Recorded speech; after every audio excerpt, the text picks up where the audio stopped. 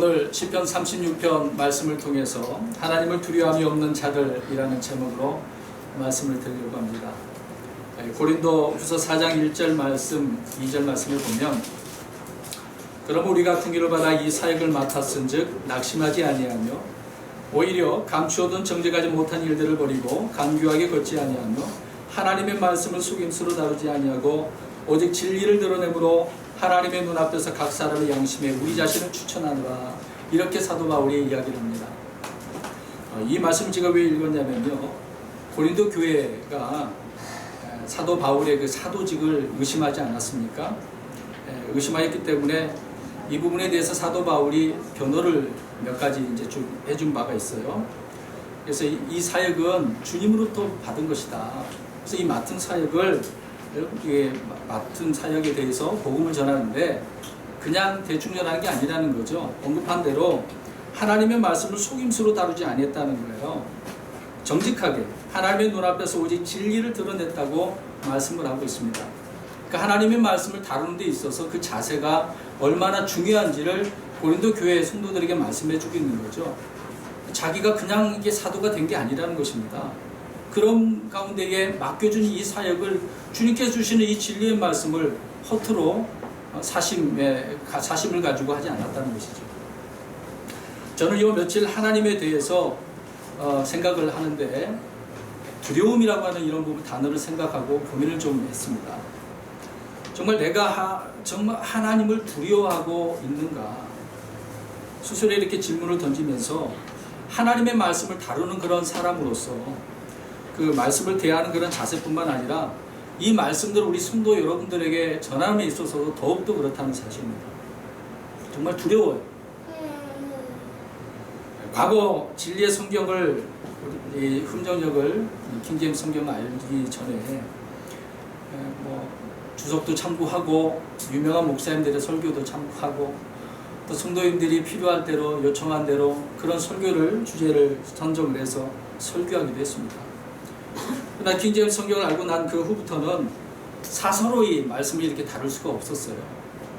더더욱이 어떤 이익을 위해서 하는 바도 없었고, 물론 그전에도 그런 부분에 대해서 더 조심했던 부분이지만, 그래서 하나님의 말씀을 스스로 이렇게 속임수로 다룰 수 없었기 때문에 근래 와서 이런 부분에 대해서 더 고민이 됩니다.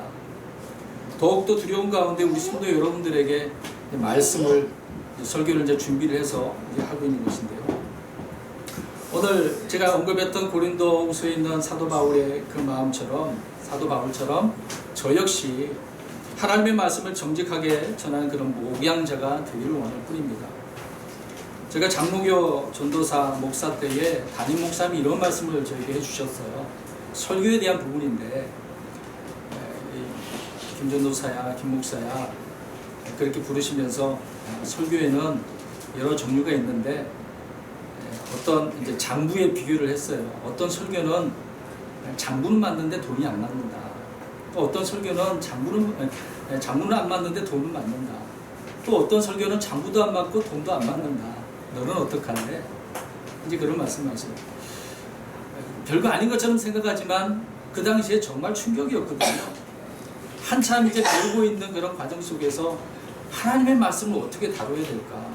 엄청난 부담을 그때 가지고 있었던 걸 기억합니다. 물론 지금은 더 하겠죠.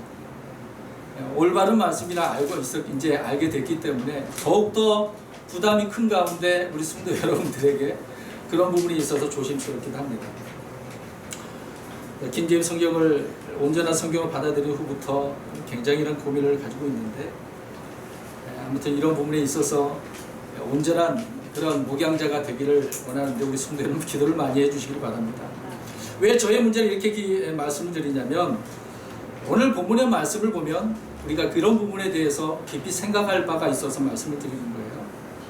사람들은 어떤 공포에 있어서는 두려워할 거예요. 세계 주변에 계속해서 테러가 일어나잖아요. 그런 거 일어날 때마다 사람들이 공포에 사로잡히죠.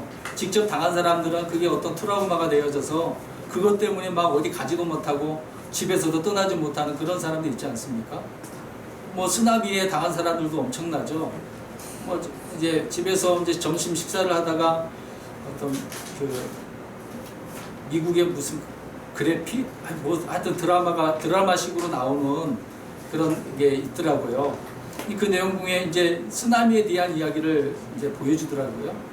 그 당시에 경험했던 사고당했던 사람들 이제 쭉 설명을 하는데 얼마나 그게 충격적인지 수년이 지났는데도 지금까지라도 그런 것이 뇌리가 바뀌어서 굉장히 심장이 두근두근 뛴다는 식으로 이야기를 하더라고요. 아무튼 그런 부분에 있어서 많은 사람들은 어떤 그런 경험담이 있어서 공포감에 사로잡히지 않겠습니까? 그럼에도 불구하고 하나님에 대해서는 두려워하는 마음이 그들이 없다는 거예요. 그런 사고에 대해서는 두려운 마음이 있지만 하나님에 대해서는 그런 일을 왜 오게 되었느냐 경험했느냐 그게 중요하지 않겠습니까? 그런 것을 살펴보면서 더 나아가 신적인 부분에 대해서 그들이 인식할 수 있어야 되겠대요. 그렇지 이제 신앙을 갖지 못한 사람들은 전혀 인식하지 못할 것입니다. 이상하게도 보면은요, 이교도들의 그 신들은 그들에게서 굉장히 막 두려워합니다. 다른 종교들을 가진 사람들을 보면 그렇잖아요. 근데 그들은 그런 경험을 하면은 막 굉장히 두려운 감이 있을 거예요. 근데 그리스도인들 가운데 그런 부분에 있어서 얼마나 하나님을 두려워하는가라고 하는 그런 부분을 말씀을 드리는 것입니다. 하나님을 두려워함에 있어서 오늘 이스라엘 백성들에 대해서 우리가 좀 살펴보도록 하는 것인데, 그들을 통해서 우리가 잘 알 수가 있어요. 이집트에서 나온 그 뒤로부터 계속해서 하나님은 이스라엘 백성들에게 뭔가 하나님이 누군가를 보여주고 계십니다. 그런 가운데 하나님을 두려워하라고 말씀을 하고 있어요. 모세를 통해서도 이 하나님이 누군가를 알려주시면서 하나님을 두려워하라고 말씀을 하고 있는 거거든요. 이제 말씀을 찾아보겠습니다만은, 아무튼 사랑하는 성도 여러분, 이렇게 이스라엘 백성들을 통해서 보여주고 있는데도 불구하고 이스라엘 백성들은 그렇게 그 말씀이 와닿지 않았는가? 계속해서 불평과 원망 가운데 있습니다. 한 예로서 레위기 24장 10절 말씀, 11절 말씀을 보게 되어지면 이스라엘 여인의 아들로서 이제 한 그 아들이 있어요. 근데 그 남편이 이집트 사람이에요. 그러니까 이스라엘의 아들이 되기도 하고 이집트의 사람의 아들이 되기도 하거든요. 그 아들이 이스라엘 사람과 티격태격 어떤 논쟁을 벌이고 다투게 됐단 말이에요. 다투는 가운데 신성 모독하게 됐어요. 하나님 주의 이름에 대해서 모독을 했단 말이에요. 그러니까 이 사람을 어떻게 된 사람들 모아다가 이제 가둬놓고 하나님께서 뭐라고 하시는지를 이제 지켜보고 있는 거죠. 일단 하나님께서는 뭐라고 그러시냐면 죽이라고 하셨어요. 주님의 이름을 모독한 자를. 그래서 이스라엘 백성들 다 올라다 놓고 그 말씀을 이제 모세를 통해서 선포하게 하시는 거죠. 그래서 그들을 이제 그 사람을 돌로 쳐 죽입니다. 근데 이 사람이 말씀드렸다시피 온전히 하나님의 백성이 아닌 부분을 우리가 보게 되어져요. 출애굽기 12장 38절 말씀을 보면 이집트에서 이스라엘 백성들이 나오게 되어지는 장면이 있는데, 그때에 순수한 이스라엘 백성들만 나온 게 아니라 이집트 사람들 가운데서 섞여서 나온 무리들이 있었어요. 근데 오늘 이 사람도 자기 아버지가 이집트 사람이니까, 어머니는 이스라엘 사람으로서, 근데 그 아들이니까 그런 가운데에 나올 수밖에 없었겠죠. 근데 민수기 11장 4절 말씀에 보면 이 섞여 나온 무리들이 탐욕에 빠졌다고 이야기합니다. 그러니까 이 섞여 나온 무리들 때문에 이스라엘 백성들이 죄를 짓게 돼요. 하나님을 섬기기보다는 이집트로 다시 돌아가고 싶은 마음들이 이들 때문에 계속해서 생깁니다. 그러니까 물을 흙탕물처럼 이렇게 흐려버리는 그러한 자들인 것을 알 수가 있죠. 그러니까 이 사람도 역시 그런 가운데 무리에 섞여져 있었다는 것을 보게 되어지죠. 정말 하나님을 두려워해야 되는데 그러지 않는 부분입니다.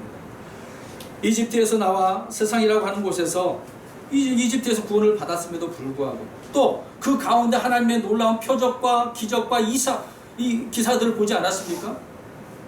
놀라운 일들을 눈으로 보고 경험했음에도 불구하고 주님의 이름을 어떻게 해요? 모독한다는 것이죠. 그러니까 그 모독 가운데 하나님을 두려워하지 않으니까 그런 교만한 마음이 들어서 겉으로 표현될 수밖에 없었던 거죠. 말씀드리고자 하는 것은 문제가 바로 하나님을 두려워하지 않는다는 사실입니다. 하나님의 백성뿐만 아니라 이방인들이 동일하게 같은 선상에서 모든 것을 경험했음에도 불구하고 두려워하지 않는 마음을 갖고 있다는 사실이죠. 오늘 본문에서도 다윗이 이러한 부분에 대해서 말씀을 해주고 있어요. 오늘 1절 말씀에 보면 사악한 자에 대해서 말씀을 하고 있습니다. 본문 책을 한번 보시기 바랍니다. 사악한 자의 교만에 대해서 말씀해 주고 있는데, 이 사악한 자가 범법을 지르면서 마음속에 뭐라고 이야기해요? 하나님을 두려움이 없다라고 이야기하고 있습니다. 야, 대단한 사람이네요. 얼마나 대단한 사람이기에 그렇게 자기가 마음속에서 그렇게 하나님 두렵다고 할까? 또 스스로 우쭐대는 교만을 말해주고 있습니다. 그 입으로 스스로 우쭐을 대고 있네요. 3절 말씀에 보면은 이 사악한 자는 지혜롭게 되는 것과 선을 행하는 것을 그쳤다라고 이야기하고 있어요. 안 하겠다는 좀 언제는 했었나 보죠. 4절 말씀에 보면은 잠자리에서는 무엇을 꾸밉니까? 해악을 꾀하고 있어요. 악을 미워하지 않는다고 이야기합니다.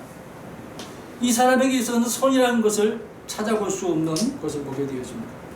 여러분, 이런 자들의 손에서 그래서 다윗은 지켜달라고 하나님 앞에 기도하고 있지 않습니까? 오히려 이런 자들을 물리치는 하나님을 찬양하며 그 주님을 신뢰하겠다라고 고백을 하고 있습니다.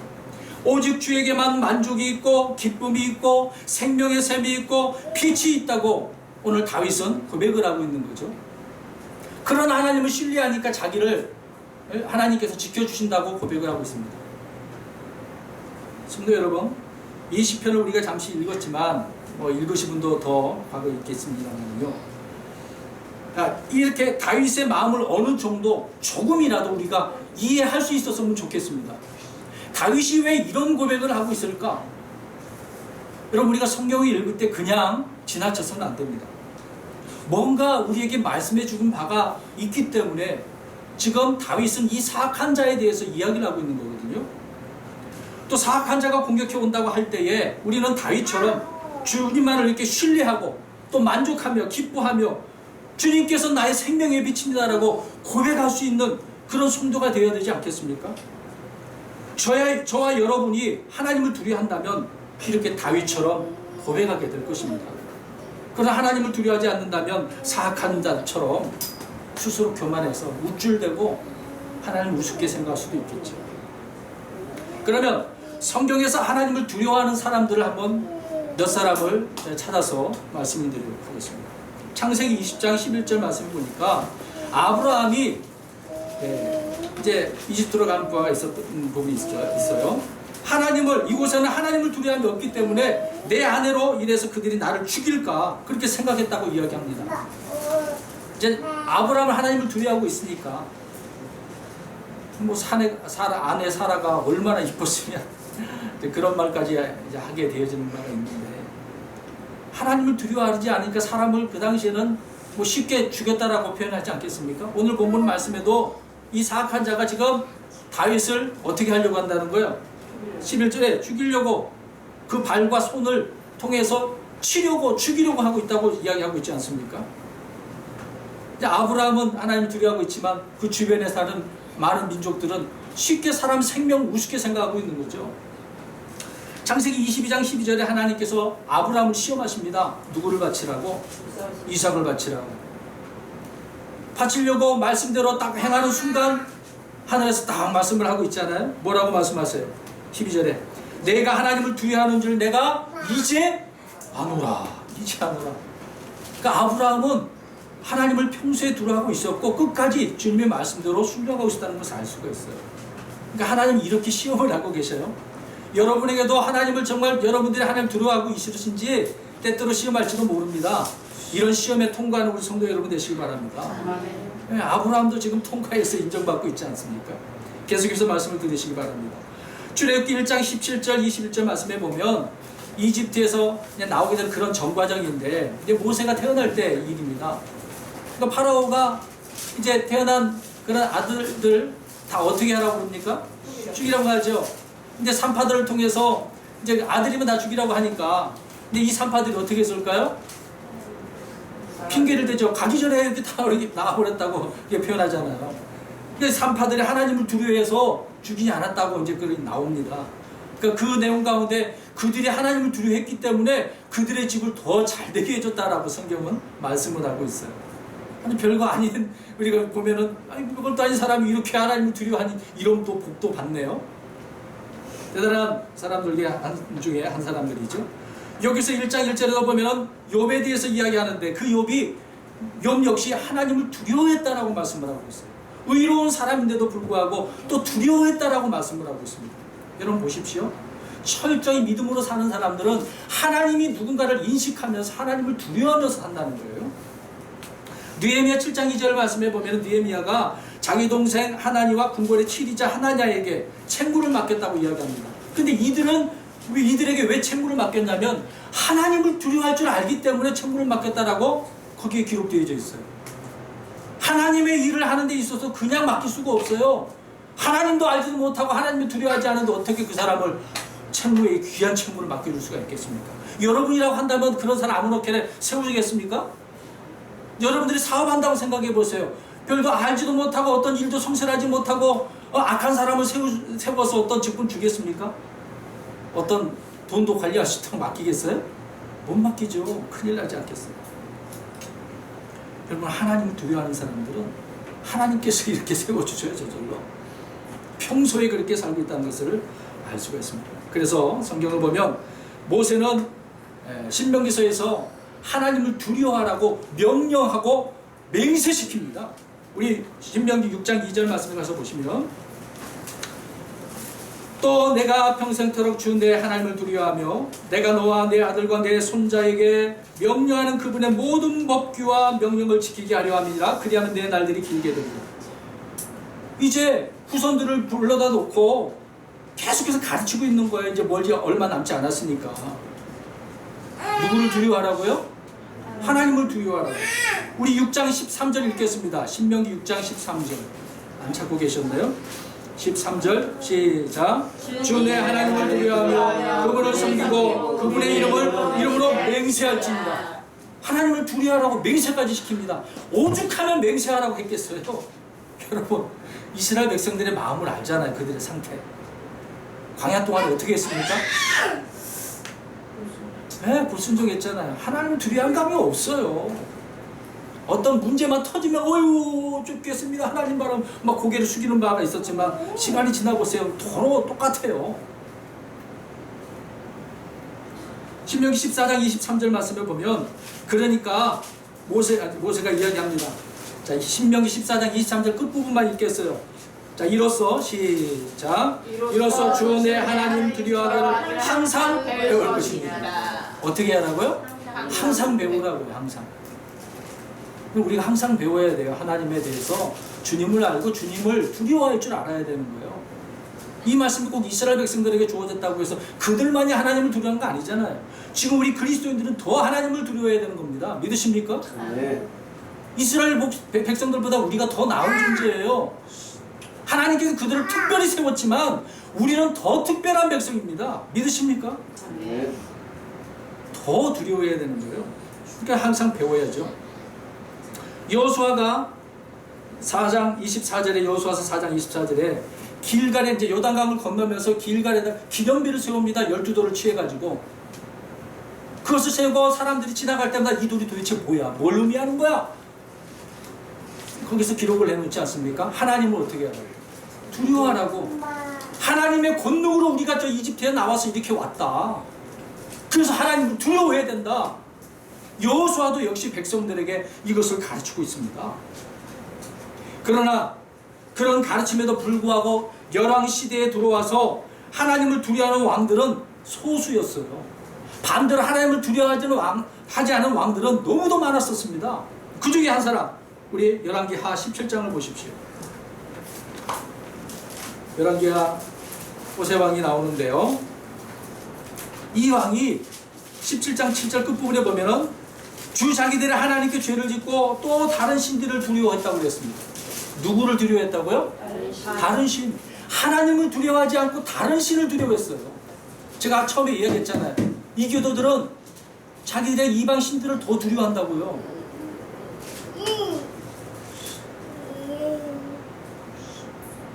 17장 39절 40절 보시면 그래서 경고를 합니다. 하나님만 두려워하라고. 그랬더니 40절에 어떻게 했습니까?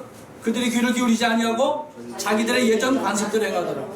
과거 했던 대로 우상을 더 두려워했다는 거죠. 이방 신들을.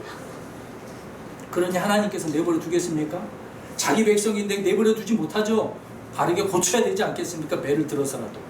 그래서 이방 민족들을 들어서 하나님께서는 버릇을 고쳐주고 계시지 않습니까? 이렇게 하나님께서는 하나님을 두려워하라고 말씀을 해줬는데 그렇지 못한 모습을 보게 되었죠. 여러분 전도서 12장 13절에 14절에 솔로몬이 사람의 온전한 의무가 무엇인지를 설명합니다. 이것을 좀 읽었으면 좋겠어요. 사람의 온전한 의무 읽겠습니다. 전도서 12장 13절 시작. 우리가 전체 일의 결론을 들으니 하나님을 두려워하고 그분의 명령들을 지킬지어다. 이것이 사람의 온전한 의무이니라. 아멘. 사람이라고 한다면 하나님을 두려워해야 된다고 말씀을 하고 있습니다. 제가 오늘 왜 이렇게 하나님 두려워하는가 해야 된다라는 것을 우리 스스로 생각하셨으면 좋겠습니다. 뒤에서 더 자세하게 말씀드릴 것인데 우습게 생각할 일이 아니거든요. 여러분 악한 일의 기준이 예레미야 2장 19절에 말씀을 하고 있네요. 악한 일이라고 할 때 뭐가 악한 일이냐? 그 중에 한 가지가 하나님을 어떻게 하는 거예요? 두려워하지 않는 거예요. 또 하나님을 버리는 거예요. 이게 악한 일이라고 이야기합니다. 그럼 악한 일이 뭐라고요? 첫째, 하나님을 버리는 것. 둘째, 하나님을 두려워하지 않는 것. 그게 악한 일이라고 예레미야 대언자가 하나님 말씀을 받아서 선포하고 계십니다. 이스라엘 백성들이 그랬습니까? 정신 차리라고. 그래서 하나님을 이렇게 버리는 것과 두려워하는 것이 쓰라린 일인 줄 알고 주의해라 경고해주고 있는 것이죠. 그런데도 불구하고 순종을 하지 않는 것을 보게 되죠. 여러분 이런 부분에 있어서 이런 교만하여 하나님을 두려워하지 않는 그런 자들에 대해서 몇 사람을 언급하려고 합니다. 자, 이 부분에 대해서 우리가 좀 생각을 하고 이 사람들이 왜 하나님을 두려워하지 않는가 안 했는가 보겠습니다. 먼저 첫째로 우리가 다니엘서를 살펴보면 느부갓네살 왕이 있어요. 하나님께서는 이 느부갓네살 왕에게 3번이나 경고해 주었거든요. 한 번 말씀하시고 2번 말씀하시고 여기서 말씀하고 있잖아요. 그랬는데 이 경고를 못 알아듣는 사람들이 있어요. 그런 한 예로서 다니엘서 2장에서 보시면 느부갓네살이 꿈을 꾸죠. 큰 형상, 머리 금 진상 있잖아요. 머리부터 발끝까지 도대체 이게 뭐야? 아무리 이제 그 사람들을 어떤 방백들을 술사들 불러놓고 해도 몰라요. 이 부분에 대해서 다니엘이 해석을 해주지 않습니까? 그래서 47절에 보십시오. 다니엘서 2장 47절 보시면 이제 고백을 합니다. 다니엘이 해석을 해주니까 그 부분에 대해서 이 왕이 깨닫고 고백을 하는 내용을 끝부분에 한번 읽어볼까요? 진실로 시작. 진실로 너희 하나님은 신들의 신이요 왕들의 주시며 은밀한 열매를 드러내시는 이시로다. 느부갓네살이 다니엘의 그 해석을 듣고 놀랄 수밖에 없어요. 야, 이렇게 하나님께서 역사하시는구나. 아니 내가 이 꿈을 하나님께서 이것을 가지고 인류의 전 역사를 수백 년의 역사를 말씀하고 언급하고 계신다고? 그리고 마지막까지 이제 설명을 하잖아요. 이 세계가 어떻게 멸망당할 것인지를. 자, 이게 1차 경고였었어요. 그러니까 이 느부갓네살 왕에게 하나님께서 그 권력을, 힘을, 권능을 준 건 아니겠습니까? 그러니까 너 정신 차려야 된다. 내가 괜히 너한테 이거 세운 게 아니야. 내가 이스라엘 백성들 치려고 너를 내 종으로 내가 삼아서 이렇게 잠시 사용한 것이니까 정신 차려야 돼. 정신 차려야 돼. 이렇게 경고의 말씀 주고 있는 거거든요. 그 다음에 다니엘서 3장 가서 또 보시면 느부갓네살이 금신상을 만듭니다. 이것을 만들어 놓고 자기에게 어떻게 하라고요? 경배하라고. 예. 그랬더니 다니엘의 세 친구가 경배했어요? 안 했어요? 안 했어요. 그래서 어떻게 해버렸습니까? 왜 용광로 집어넣어버리게 됐던 것이죠? 근데 지켜봐도 그들이 타서 죽었어요? 안 죽었어. 그 다음에 보니까 멀쩡해. 조금 더 거스르지 않았어. 그래서 이 왕이 이제 이야기를 하는 거예요. 다니엘서 3장 28절 우리 읽어보겠습니다. 끝부분에 이것은 그들의 시작. 이것은 그들의 하나님 외에 어떤 다른 신을 섬기거나 그 신에게 경배하지 못하게 하라 하시며. 야, 하나님 정말 대단하다. 야, 다른 신이 없구나. 오직 하나님만을 경배해야 되겠구나. 그래서 다니엘 3장 29절에도 끝부분에 한번 읽어봅니다. 이런 식으로 시작. 이런 식으로 능히 사람을 건져낼 다른 신은 없느니라 하고. 보세요. 하나님에 대해서 이제 그때는 정말 알게 된 것이죠. 얼마나 높입니까? 2차 경고예요. 이것을 통해서 더 겸손해져야 되지 않겠습니까? 그런데 또 어떻게 했습니까? 다니엘서 4장 19절 꾸겠습니다. 이번에는 두 번째 꿈을 꿉니다. 이번에는 나무 환상 꿈을 꿔요. 이 나무 환상 꿈을 꾸면서 이거 도대체 또 무엇인가 궁금해할 수밖에 없겠죠. 다니엘을 통해서 그 해석이 되는데 다니엘이 이걸 말해주면 이제 자기가 죽을까 또 걱정도 돼요. 어떻게 이 말을 표현할지 근심하고 있으니까 왕이 근심하지 마. 말해봐. 19절에 그런 이야기를 하죠. 27절 읽어봅니다. 그래서 이것을 듣고 이 왕이 고백을 하는 것이죠. 그런즉 오 왕이여 나의 권고를 받으시고 의로 왕의 죄들을 끊어버리시며 가난한 자에게 긍휼을 베풀어서 왕의 불법들을 끊어버리소서. 보십시오. 아멘. 자, 다니엘이 이렇게 공고의 말씀을 주고 정신을 차리라는 것이죠. 그러니까 이 왕이 정신을 차려야 되는데도 불구하고 이 권고에 대한 무시를 4장 29절에 보니까 12달이 지났어. 12달의 끝에 궁궐을 거닐면서 어떤 마음이 들었어요? 30절에 이 큰 바벨론은 내가 어떻게 했다고요? 내 권능의 힘으로 건설하여서 왕국의 집으로 삼고 내 위엄의 종기로 삼 것이 아니냐. 누구의 힘으로? 네. 지금 1차, 2차, 3차 경고를 통해서 공고의 말씀까지 주었는데 누가 했다고요?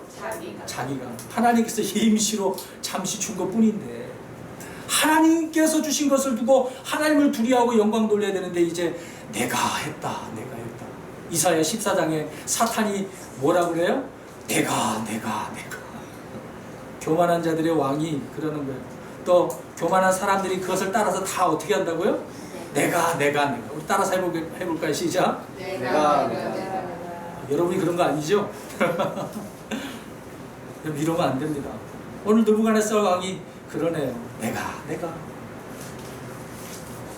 그래서 스스로 나중에 이것을 이제 깨닫는 거예요. 그래서 7년 동안 짐승처럼 살다가 이것을 깨닫고 27절에 37절에 스스로가 이제 또 고백을 하는 거예요. 그제서야 이제 하나님을 찬양하며 칭송하며 노래하잖아요. 공경하게 됐다고 설명을 합니다. 그래서 그 부분에 읽어볼까요? 그분의 모든 일 시작. 그분의 모든 일들은 진리이고 그분의 일들은 판단의 공이니 교만 속에서 걷는 자들을 그분께서 능히 낮추시느니라. 교만하면 낮추신다고요. 오늘 본문에 사악한 자를 지금 다윗이 이야기하고 있는데 교만한 자라고 이야기하고 있는 거예요. 이러한 자들은 하나님을 두려워하지 않는데. 그래서 오늘 느부갓네살에 대해서 말씀드렸는데 그 아들, 이제 그 아버지와 그 아들 지금 느부갓네살을 통해서 3번이나 말씀해 줬거든요. 근데 이 벨사살 왕은 단 한 번으로 그칩니다. 우리 이제 다니엘서 5장을 보십시오. 5장을 보면은 이 벨사살 왕이 자기 아버지가 이스라엘 그 나라를 유다를 칠 때에 성전에서 가져온 것이 있었어요. 성전에서 쓰던 금그릇들이 있고 은그릇들이 있어요. 그것을 가져다가 왕과 통치자들과 아내들과 첩들을 놓고 그들에게 어떻게 하라고요? 잔을 마시라고 이제 자기들이 이제 술을 먹는 것이겠죠. 근데 그렇게 마셨어요. 근데 마시고 있는데 갑자기 손이 나타나가지고 손가락으로 막 뭐가 쓰여서 뭐인지 아시죠? 뭐가 쓰였습니까? 다니엘이 해석을 해주잖아요. 메네 내게 무가르시. 이제 그 사람은 몰랐죠. 이게 도대체 뭐야? 또 다니엘이 해석을 해주잖아요. 해석을 해주면서 자기 아버지에 대한 이야기를 합니다. 5장 18절부터 22절까지 아니 당신은 당신 아버지 그 느부갓네살 왕을 통해서 이것을 알고 있지 않았습니까?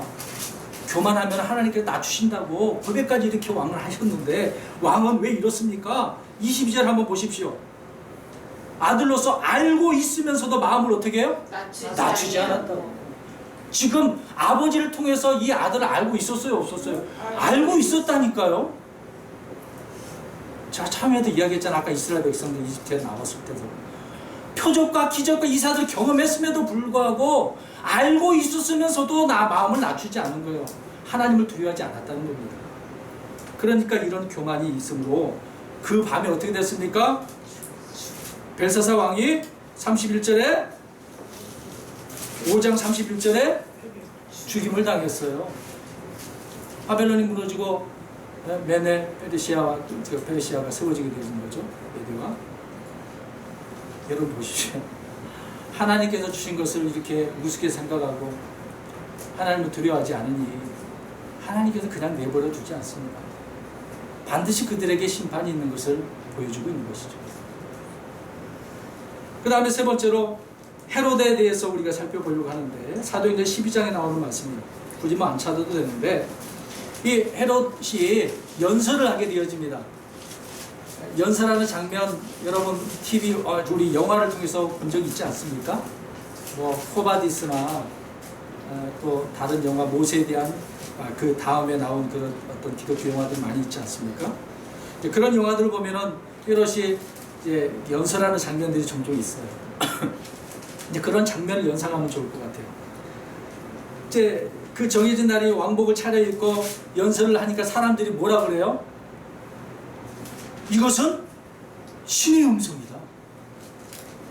엄청나죠? 사람의 목소리인데도 불구하고 신의 음성이라고 이렇게 높이니까 이 헤롯 왕이 어떻게 여겼어요? 하나님께 영광을 돌리지 않고 야, 난 정말 대단한 사람. 얼마나 이 교만한 마음이 치솟아 올랐겠습니까? 그러니까 주의 천사가 어떻게 해버렸어요? 치니까 벌레들이 먹혀서 술 맞게 죽게 되었다고 기록되어 있습니다. 여러분, 저 역대 왕들을 살펴보면 이런 모습들을 보네요. 참 그 권력을 하나님께서 주셨는데도 불구하고 이렇게 교만한 것을 보게 되었습니다.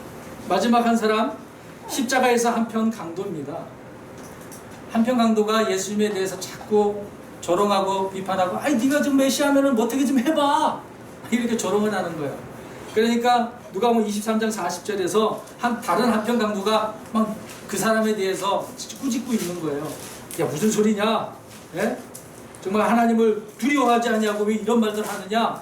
아이 뭐 묻은 개가 뭐 묻은 개를 지금 꾸짖고 있네요. 자기도 물론 죄인인데도 불구하고. 근데 그 사람은 그래도 하나님을 어떻게 하고 있는 거예요? 두려워하고 있는 거죠. 이게 십자가에 못 박혀 죽으면서도까지 이렇게 하나님을 두려워하지 않는 사람이 있다는 거예요. 그럼 죽으면서도 회개하지 않는 사람이 있는 거예요. 정말 교만한 사람은 끝까지 이렇게 교만한 거예요. 끝까지. 정말 교만하다고 말할 수밖에 없겠죠. 오늘 본문 1절에 오늘 이제 30편 36편 보십시오.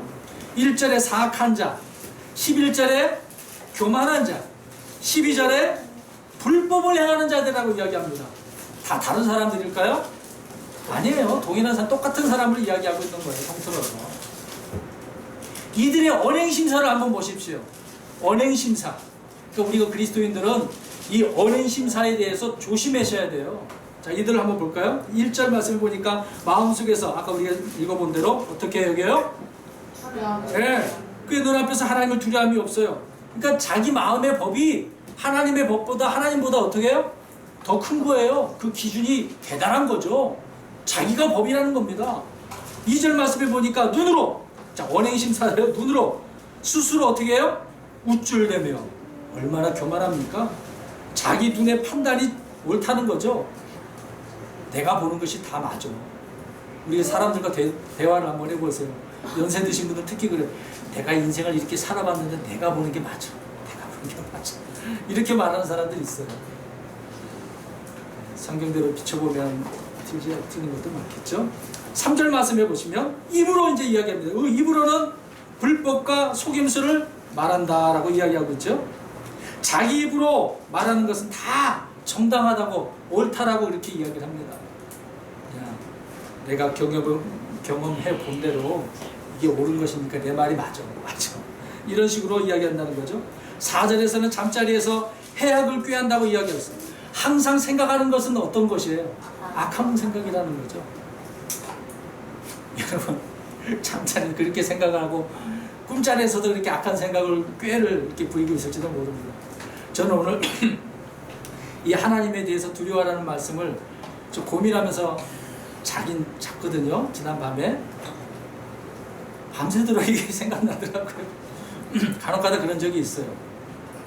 어떨 때는 푹 잘 때도 있는데 어떨 때는 계속 말씀이 잠자면서도 생각하는 경우가 있어요. 설치는 거죠. 그러니까 며칠 전에도 그런 부분이 있었는데 하여튼 우리가 정말 이 언행심사에 대해서 더 조심스럽습니다. 또 또 계속해서 보면 다섯 번째로 11절 말씀에 보니까 발과 손은 어때요? 발은 치려고 다가오고 있고 손은 제거하려고. 그러니까 언제든지 내 마음에 안 들으면 죽이겠다는 거 아니겠습니까? 참 무서운 일이죠. 여러분, 잘못된 사고방식, 잘못된 생각, 잘못된 믿음, 잘못된 지식이 이렇게 사람을 망치는 거예요. 이런 사람들은 하나님을 두려워하는 마음이 전혀 없는 것을 보게 되겠습니다. 고린도전서 8장 1절 말씀에 보면 지식은 우쭐되게 하나 사랑은 세워준다고 말씀을 하고 있어요. 그러니까 지식도 좋은 지식이 있어야지 잘못된 지식을 가지게 되어지면 이런 교만으로 사람들을 죽이는 일에 사용하는 거예요. 여러분, 마지막 때에는 사악한 자들이 곧 이교들이 공격해오는 것은 뭐 두말할 필요도 없겠죠. 개독교 하면서 얼마나 공격해오고 있습니까? 그런데 믿는다고 하는 형제들 가운데서 온갖 조롱과 비판과 판단 속에서 악한 말로 이렇게 공격을 해옵니다. 근래에 이런 말들을 들었을 때 좀 고민 좀 해봤어요. 지난 주일에 설교 제목 기억나십니까? 사탄의 뭐에 대해서 무지하지 말라. 계략에 대해서. 이제 기억날 거예요. 말해주니까. 이 말씀을 이렇게 전하고 월요일날 이제 모임이 있어서 가지 않았어요. 갔는데 이제 대화 가운데 그런 이야기를 좀 한 바가 있었습니다. 이 유튜브에 계속 이제 공격해오는 그런 일들이 있어서 이제 어떻게 할까 토의를 좀 했던 부분이 있어요. 어떤 목사님이, 어떤 형제님이 우리가 가만히 있으면 되겠느냐, 뭔가 좀 모여서 목사님들이 합심해서 어떤 성명서라도 내고 어떤 반박도 하고 그래야 되지 않겠는가 그러는 거예요. 근데 저는 이제 개인적으로 저뿐만 아니라 같은 생각하시는 분도 계셔서 무슨 소리냐, 이럴 때서 그냥 가만히 있는 것도 나을 것이고 이미 우리가 해온 것이 있는데 굳이 더 말한다고 해서 그들이 그것을 수용할 것도 아니고 한들 더 그들은 공격해 올 것이다. 쉽게 말해서 여러분 노이즈 마케팅 아십니까? 네.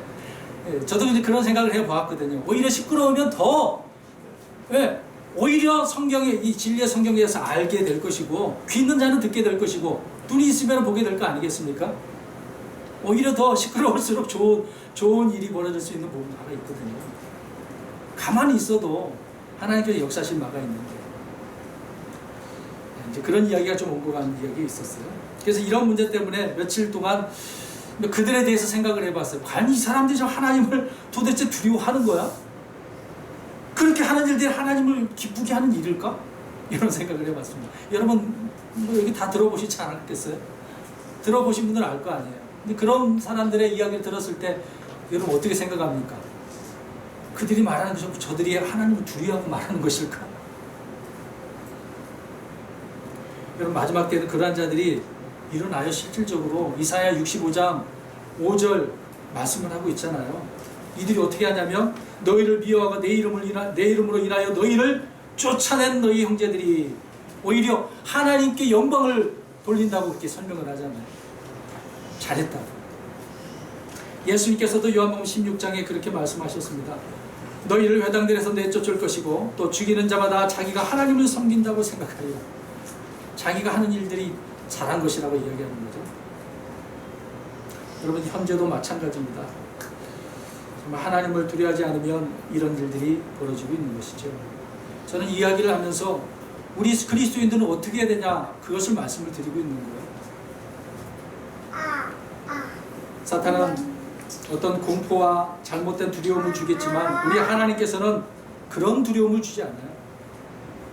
하나님께서 오히려 그런 두려움이 아니라 온전히 하나님을 두려워할 수 있도록 우리에게 어떤 마음을 주시는지 디모데후서 1장 7절 말씀을 보겠습니다. 디모데후서 1장 7절.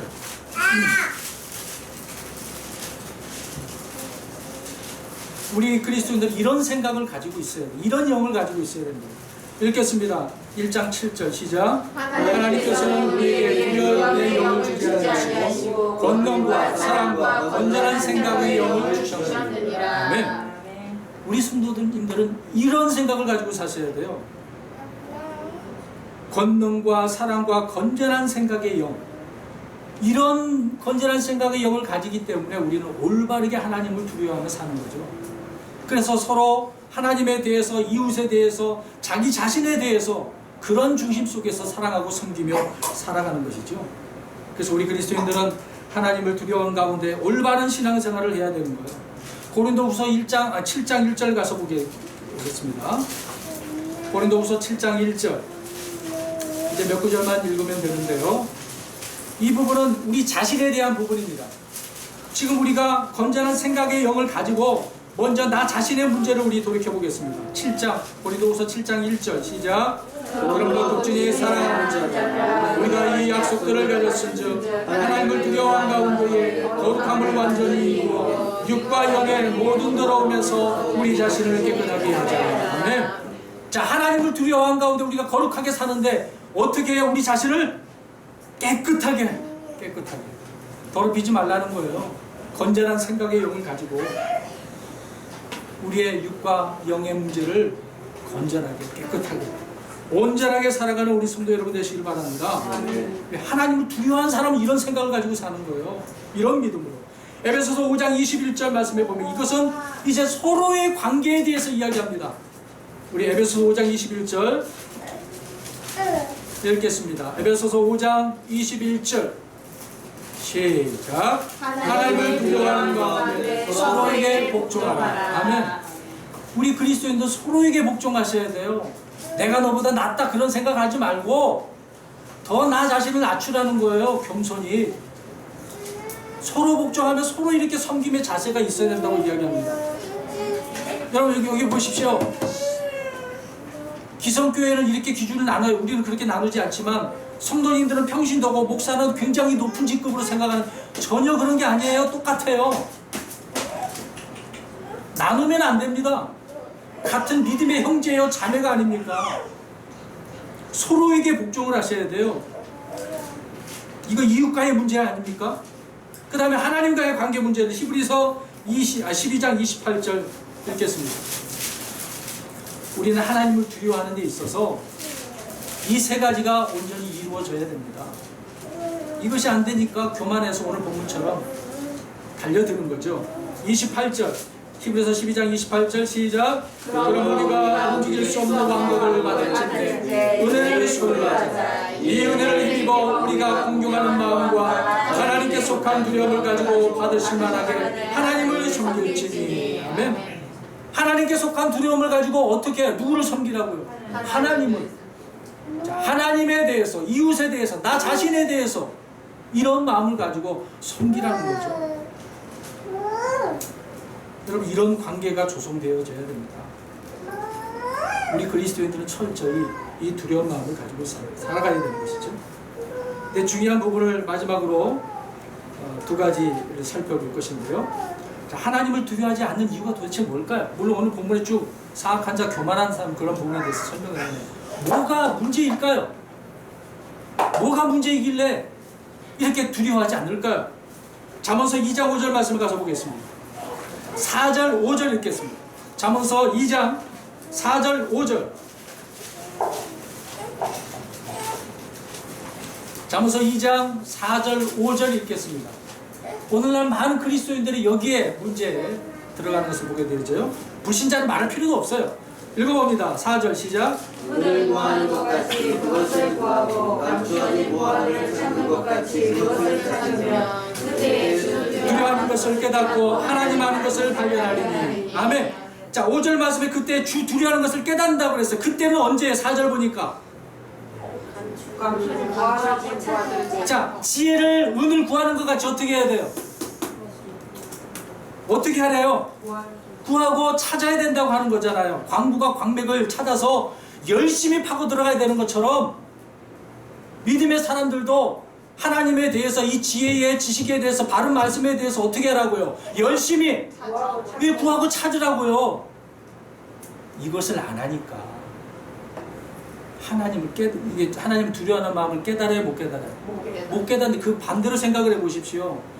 열심히 구하고 찾으면 하나님을 깨달아요, 두려워하는 마음을 깨달아요, 못 깨달아요? 깨닫는다는 거예요. 이것을 못하니까 못 깨닫는 거죠. 열심히 성경 말씀 읽어야 돼요, 안 읽어야 돼요? 읽어야 돼요.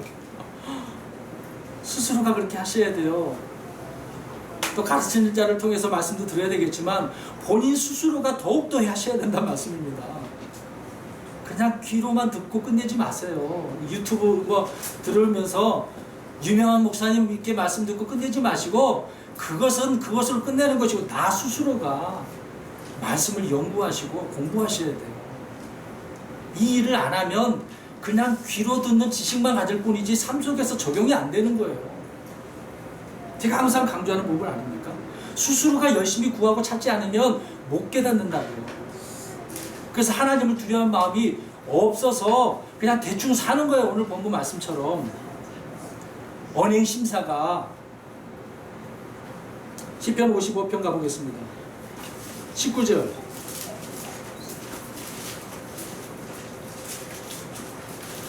두 번째입니다. 어떤 사람이 또 어떤 부류의 사람이 하나님을 두려워하지 않는가? 그 이유. 시편 55편 19절 시작. 하나님께서 들으시고 그들을 괴롭게 하시니 그분은 곧 옛적부터 계시는 분이시로다. 셀라. 그들은 변화하지 아니하므로 하나님을 두려워하지 않는다. 아멘. 자, 하나님을 두려워하지 않는 이유가 뭐라고요? 변화하지도 않네요. 체인지라는 단어인데 변해야 되지 않습니까? 아, 나는 나쁜 사람이니까 착한 사람으로 변해야지 쉽게 생각합니다. 난 나쁜 일 많이 했으니까 이제부터는 착한 일 많이 해야지 쉽게 얘기하면 그동안 하나님을 내가 몰랐으니까 열심히 알아야 되겠구나. 그렇게 변해야 되지 않겠습니까? 과거에는 나는 본질상 진노의 자녀였지만 이제는 하나님의 자녀로서 살아야 되겠구나. 그리스도인답게 하나님의 사랑으로 살아야 되겠구나. 하나님의 자녀가 되었으니까 주님을 닮고 살아야 되겠구나. 변화되어야 되는데 안 한다는 거죠. 오늘 본문의 말씀도 그렇잖아요. 이 사악한 자, 교만한 자가 스스로 어떻게 했다고 합니까? 선을 행하는 것, 지혜롭게 되는 것을 3절에 그쳤다고 하잖아요. 그렇게 안 살겠다는 거잖아요. 난 악하게 살 거야. 변화되기 싫어하는 거죠. 더 좋게 만드시겠다는데 이것을 싫어하는 사람들이 얼마나 많겠어요. 오늘 그리스도인들도 변화하지 않으려고 하는 사람들이 많네요. 근데 이 말씀을 좀 앞절로 가서 한번 볼까요? 11절 가서 보겠습니다. 이제 두 구절만 보면 되는데 11절 시작. 사악함이 그것의 한가운데 있고 속임과 간교함이 그것의 거리를 떠나지 않는다. 지금 보십시오. 오늘 본문의 말씀처럼 사악함, 속임, 간교함 이 사람은 지금 이야기하고 있는 거잖아요. 12절에 시작. 나를 모욕한 자가 원수가 아니었으니 원수가 있는 내가 참을 수 있어. 나를 향하여 나를 미워하는 자가 아니었으니 날 미워한 자였다라면 내가 그를 피하여 숨었을. 누구를 말하는 걸까요? 12절에 지금 여러분 혹시 아십니까? 모르시겠어요? 시편 41편 9절을 가서 보면은 또 같은 내용에 대해서 이야기하고 있어요. 자 보세요. 원수가 아니었다고 이야기하잖아요. 원수가 아니었다고. 시편 41편 9절에는 친구였대요. 그 친구는 누구일까? 예언의 말씀입니다. 사도 12사도 중에 누구였을까요? 가룟 유다를 이야기하고 있는 거예요. 가룟 유다. 원수가 아니고 친구였어요. 그렇잖아요. 사도였고 이자가 그런 자였어요. 돈도 이렇게 훔치고 거짓말로 따라다니면서 주를 부인하는 것뿐만 아니라 주를 파는 일까지 하는 자가 아닙니까? 하나님을 두려워하지 않으니까 그런 일을 저지른 거죠. 변화하지 않은 거죠. 변하지. 진정한 뉘우침이 있어야 되는데 거짓 뉘우침. 그냥 후회로서 그치는 게 아니라 온전한 회개가 돼야 되는데 이 가룟 유다는 그런 뉘우침이 아니죠. 하나님을 두려워하지 않으니까. 자, 깨닫지 못하는 바가 주님에 대해서 찾지도 구하지도 않고 변화되지도 않으니까 하나님을 두려워하지 못합니다. 결론적으로 사는 성도 여러분, 우리의 모든 삶을 통해서 하나님을 두려워하며 우리가 살아가야 되겠죠. 우리 그리스도인들은 더욱더 두려워해야 되는 것입니다. 왜? 하나님의 자녀이니까. 베드로전서 2장 9절에 이렇게 말씀합니다. 선전된 세대이고 왕가의 제사장이고 또 거룩한 민족이고 특별한 백성이기 때문에 우리가 하나님을 두려워하는 것이지. 그래서 놀라운 빛으로 돌아가는 것이라고 말씀을 하고 있어요. 오늘 본문에도 그렇잖아요. 오늘 말씀을 9절 말씀을 하고 있지 않습니까? 주의 빛 안에서 빛을 보리이다 라고 하잖아요. 베드로 사도도 이런 가운데 우리가 이 빛 가운데 있다고 말씀을 하고 있는 거죠. 성도 여러분, 우리는 이미 빛의 자녀입니다. 이미 빛의 자녀예요. 앞으로 빛의 자녀가 될 것이다가 아닙니다. 이미 주님을 믿었기 때문에 빛의 자녀인 것이지요. 그런데 어둠의 자식들처럼 하나님을 두려워하지 않고 살 수는 없겠죠. 온전히 하나님을 두려워하며 이번 한 주간 동안에도 승리하시며 살아가는 저와 여러분이 되시기를 주의 이름으로 축원합니다.